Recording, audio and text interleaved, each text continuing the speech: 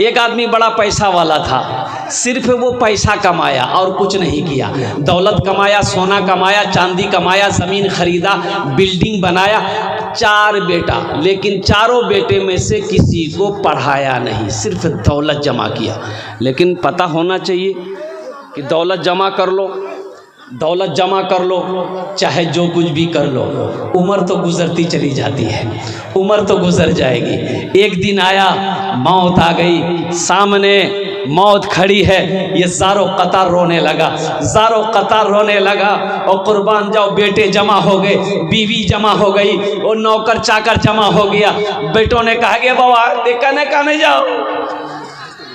बोला बेटा अब खैरियत नहीं, डर इसलिए रहा, रो रहा हूँ कि हम दुनिया में ना मस्जिद बनाए, ना मदरसा बनाए, ना नमाज पढ़े, ना रोज़ा रखे, ना ज़कात निकाले, सिर्फ दौलत जमा किया। ए बेटा मैं मर जाऊंगा, मेरा अल्लाह पूछेगा मेरा बंदा दुनिया से आया है क्या लाया है, तो बेटों मैं क्या जवाब दूंगा, इसलिए मैं रो रहा हूँ। तो बेटों ने कहा कि बाबा ना ना ना, काना मत, हमारा दिन छीन नहीं हो। बाप ने कहा कि बेटा एक वसीयत है, तुम लोग पूरी करोगे? तो बेटों ने कहा कि लब्बैक, हम लोग तैयार हैं, क्या वसीयत है बोलिए। तो बाप बोला कि बेटा देखो, हम दुनिया में तो कुछ नहीं कर सके, जब हम मर जाए ना तो किसी कुरान पढ़ने वाले को लाकर कुरान पढ़वा कर दुआ करवा देना, शायद अल्लाह मेरे गुनाहों को माफ़ कर दे। क्या बोला? अरे क्या बोला बोलिए ना। कुरान पढ़ने वाले को लाकर कुरान पढ़वा देना, मेरे हक में दुआ करवा देना, बेटा शायद अल्लाह कुरान के सदक़े मेरे गुनाहों को माफ़ कर दे। बेटों ने इकरार किया, अब्बा इंशाअल्लाह हम लोग तैयार हैं। मरने वाला मर गया, मरने वाला मर गया। अब सारे रिश्तेदार जमा हुए, कब्र खोदी गई, जनाजा पढ़ी गई, दफन किया गया। रात में चारों बेटा बैठा मशवरा करने के लिए। अच्छा, उस ज़माने की बात है जब कुरान पढ़ने वाले बहुत कम हुआ करते थे, बहुत कम, इक्का दुक्का लोग कुरान पढ़ने जानता था, इतना नहीं। तो बेटों ने मशवरा किया कि ओ किरण की कर लो थी, बाबा मरी गली, वसीयत है अब्बा का कि कोई कुरान पढ़ने वाले को लाकर कुरान पढ़वा कर दुआ करवा देना। तो कैसे क्या होगा, ढूंढा जाए कुरान पढ़ने वाला कहाँ मिलेगा। तो बड़ा बेटा बोला कि नहीं टेंशन मत लो, कुरान पढ़ने वाला नहीं मिलेगा, इसलिए बाबा चला गया, वो जाने, अपना अपना काम करो। तो 3 बेटा इनकार कर गया, सबसे छोटा बेटा था ना, बोला कि नहीं चाहे जो हो जाए हम कुरान पढ़ने वाले को लाएंगे, चाहे वो अररिया में नहीं मिलेगा, पूर्णिया जिला में मिलेगा, मधेपुरा में मिलेगा, सहरसा में मिलेगा, सुपौल में मिलेगा, जहां मिलेगा वहां से लाएंगे। बाप की वसीयत को हमें पूरी करनी है।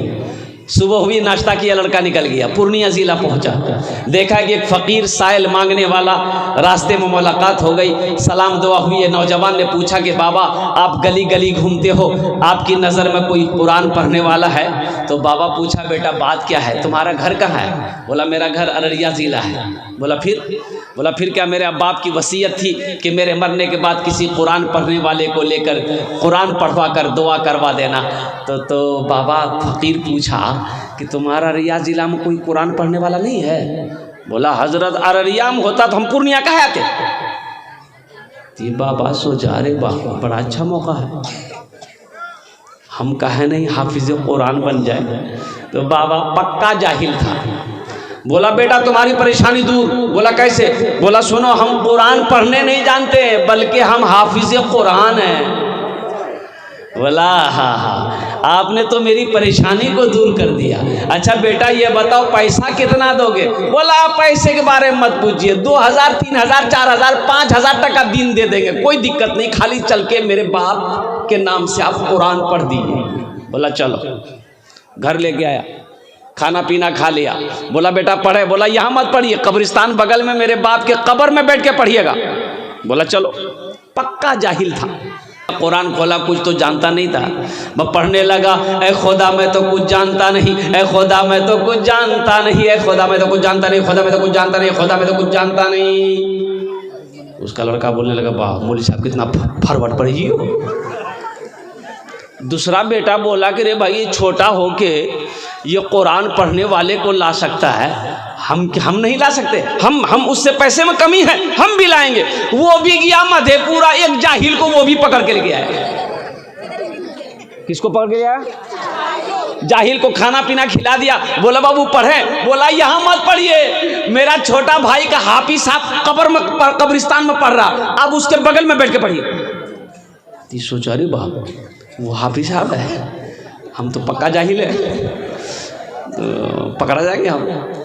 बोला अच्छा ठीक है, 2000 रुपये दिन मिलेगा, अगर वो असली होगा तो 1000 टका घूस दे देंगे, 1000 टका तो बचेगा।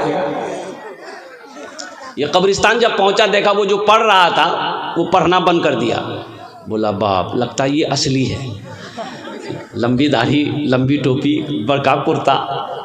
बोला अच्छा आने दो, असली होगा तो निपट लेंगे, कोई दिक्कत नहीं है। कब्रिस्तान पहुंचा, बोला बस पढ़िए दोनों आदमी। तो इन लोगों ने कहा कि बेटा तुम लोग घर जाओ, हम लोग पढ़ न लेंगे। बोला नहीं सामने पढ़िए। तो पहला वाला बोला कि देखा जाएगी असली है कि नकली है, फैसला हो जाएगा। पढ़ना शुरू किया, ए खुदा मैं तो कुछ जानता नहीं, ए खुदा मैं तो कुछ जानता नहीं। दूसरा वाला समझ गया ये भी पक्का जाहिल है, ये भी पढ़ना शुरू किया, जैसन तू वैसन मैं, जैसन तू वैसन मैं, जैसन तू वैसन मैं, जैसन तू वैसन। बात समझ में आ रही है ना? तीसरा बोला कि हम कहे पीछे रहेंगे, वो भी एक जाहिल को पकड़ के लाए। चौथा बोला हम भी पीछे नहीं रहे, वो रे हम वो हाफिज कुरान भागलपुर की गया, वो भी एक चौथा जाहिल को पकड़ के ले आए। कितने जाहिल हो गए? 4। तो बेटों ने कहा कि हाफिज साहब सुनिए, 4 आदमी हो गए, 2 आदमी मेरा अब्बा का हाथ पकड़िएगा, 2 आदमी मेरे बाप का पैर पकड़िएगा और डायरेक्ट जन्नत में घुसाइएगा, जन्नत से बाहर मत रखिएगा। हाँ तो बेटो इन लड़कों ने पूछा कि ये बताइए अब्बा को जन्नत पहुंचाने में कितना दिन लगेगा? तो उन लोगों ने कहा कि बेटा जन्नत दूर है, नज़दीक नहीं है, कम से कम 2 महीना लगेगा। बोला 2 महीना लगेगी, 5 महीना लगे, पैसा का चिंता नहीं है, अब्बा को जन्नत में घुसा देना। बोला घुसा देंगे, चिंता मत करो। पहला वाला बोला ए खुदा मैं तो कुछ जानता नहीं, ए खुदा मैं तो कुछ जानता नहीं। दूसरा बोला जैसन तू वैसन मैं, जैसन तू वैसन मैं। तीसरा समझ गया ये दोनों पक्का जाहिल है।